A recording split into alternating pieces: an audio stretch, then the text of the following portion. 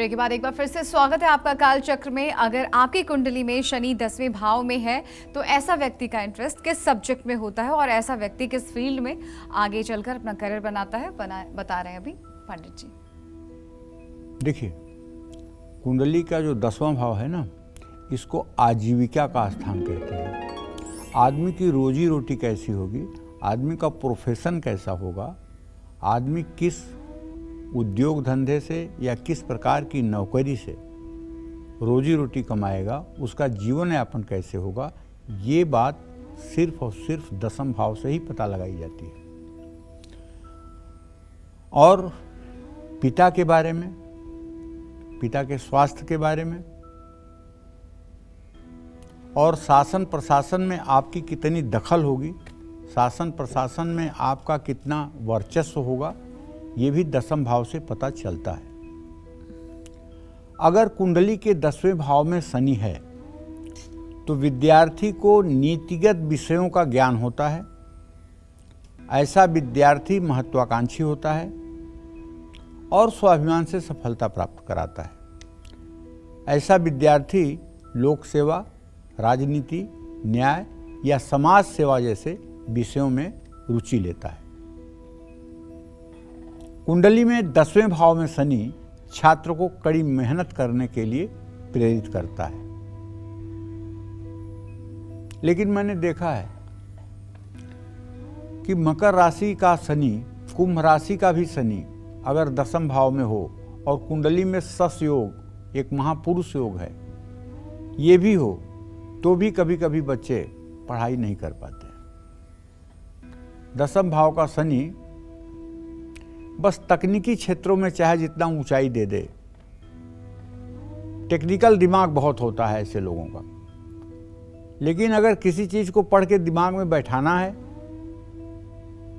किसी साहित्य के बारे में जानना है, तो फिर वहां मुश्किल आ जाती है। जमीन, इंटीरियर डिजाइनिंग और वास्तु से संबंधित क्षेत्र में 10वें भाव का शनि शिक्षा प्रदान करता है। ऐसे लोग अच्छे आर्किटेक्ट हो सकते हैं। अगर ऐसे लोग आर्किटेक्ट की पढ़ाई करें तो अच्छे प्लानर हो सकते हैं, इसमें कोई दो राय नहीं है। जय मां विंध्यवासिनी।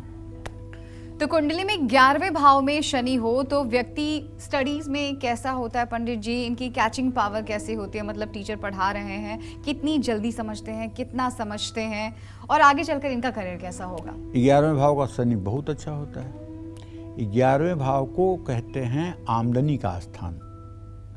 11वें भाव में शनि होगा तो ऐसा आदमी ईमानदारी के साथ साथ रिश्वतखोर भी होगा और हर समय उसका दिमाग चलेगा कि कैसे मैं नीति अनीति से पैसा कमाऊं।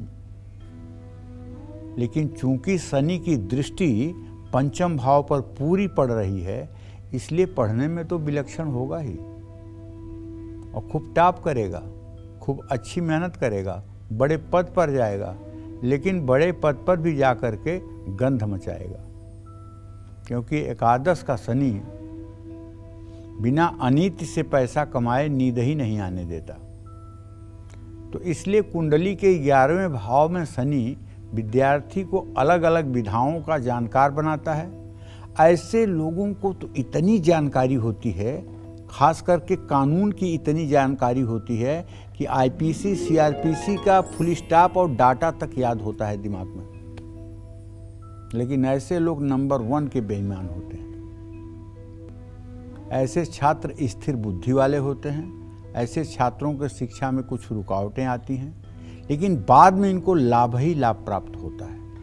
कुंडली के 11वें भाव में जिन विद्यार्थियों के शनि होगा, ये बहुत एम्बिशियस होते हैं और अपनी पहचान अपने से खुद से बनाते हैं और अपनी महत्वाकांक्षाओं को पूरा करने के लिए कड़ी से कड़ी मेहनत करते हैं।